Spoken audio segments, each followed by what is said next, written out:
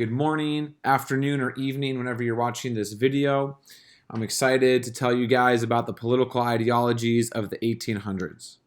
Each of us has a natural right from God to defend his person, his liberty, and his property. Frédéric Bastiat. When we're thinking about political ideologies, it's important for us to know what the definition of an ideology is. The definition of an ideology is a system of ideas and ideals, especially one that forms the basis for an economic or political theory. The important part about an ideology is if you really believe in this system, it will influence your actions and your beliefs. So these political ideologies we're learning about really influenced what people actually did in their lives. Our learning goals today are pretty straightforward. Number one, we want to understand the state of European political thought in the 1800s. What did people think the role of government was and politics should be about? To do that, you should be able to summarize in one sentence each of the three major political ideologies you'll learn about just now. Number two is to understand the revolution and France's influence on the political ideologies of the 1800s. We want to know why they happened and where they're coming from. To do that, again, summarize in one sentence how it was a response. We have three essential questions. One, why did people create these ideologies? Two, why did people follow them? Three, how has each political ism influenced our world today? We start with the French Revolutions. You guys already know about the main French Revolution, but after the French Revolution, the Congress of Vienna, all the European powers getting together, put King Louis XVIII back in power, not back in power, but a King Louis back in power, and France is back to a king. Long story short, he doesn't do a good job, the economy still stinks, the people get upset, he oppresses them, and there's a revolution of 1830, which leads to one of the most famous pictures and paintings in all of European history, Lady Liberty leading the people, or Liberty leading the people, seen as the lady here. This is one of the most famous pictures that summarize the people saying it's about France, it's about moving forward towards liberty. And there are three reactions that took place in the form of political ideologies to these events in France. Number one was conservatism, which is the doctrine that emphasizes the value of traditional institutions and practices. Don't change hastily. If you're going to change, it should be slow and thoughtful. The response to this was, look at all the problems that the French Revolution and Napoleon created. And then after all of this, we also have the problem of the revolutions of 1830, or the revolution of 1830, excuse me. So people are saying, look at people have died, there's this destruction, governments are overthrown, a lot of problems. This is why we change slowly. We want the order and stability of monarchs and kings. That's what we get. Order and stability are hard to get, and it's important that we get them.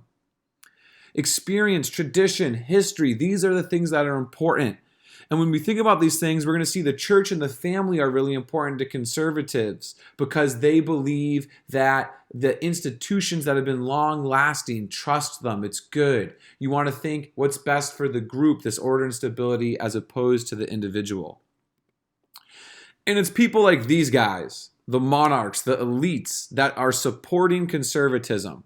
Now, that's generally speaking, but we really see that those types of people, those in charge, those who have a good life, who want to keep things the way they are, supporting conservatism. Then there's liberalism. Liberalism is the political doctrine that takes protecting and enhancing the freedom of the individual to be the central issue of politics, whether that freedom is societal freedom, governmental freedom, civil rights, civil liberties, economic freedom. This is what liberalism is about. And the liberalism we're focusing on today is what many people would call classical or classic liberalism.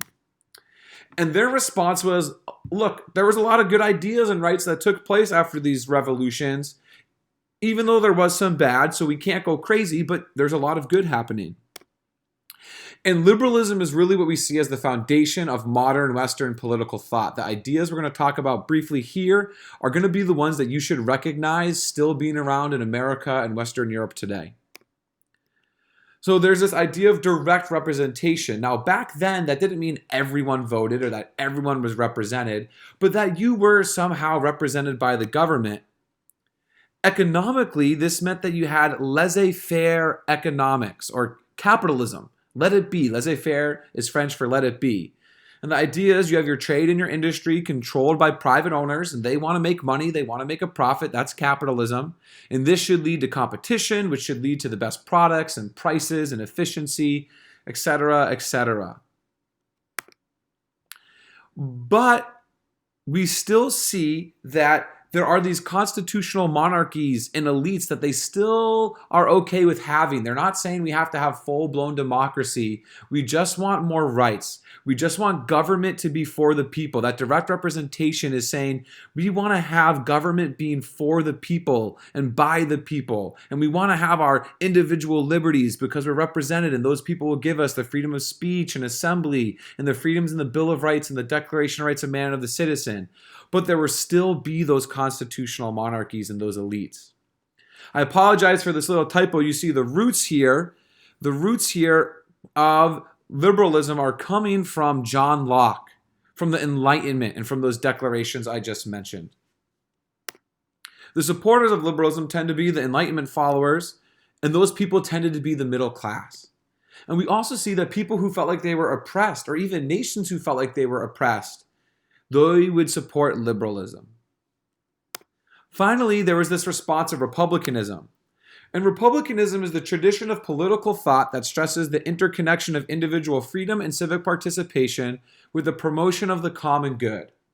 Think of republicanism as taking liberalism to the next step in the 1800s. And their response is, hey, yeah, sure, people die, but the ideals of the French Revolution and the ideals of the Revolution of 1830 are great. Keep going.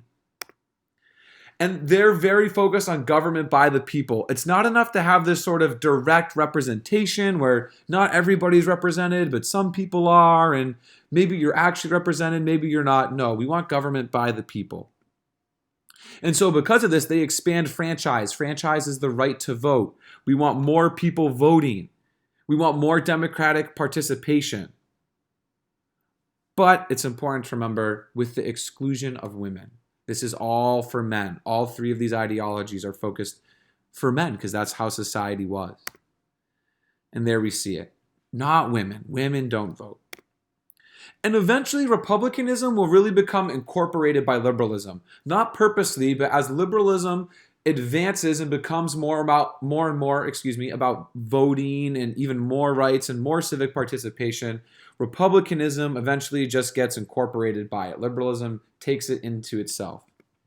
And if you supported republicanism, especially in the mid to early 1800s, you were considered a radical, someone who would have supported the Jacobins, someone who was out there a little bit. And you see here, they're very anti-monarch. Constitutional monarchy is not good enough. We need to get rid of the monarchs.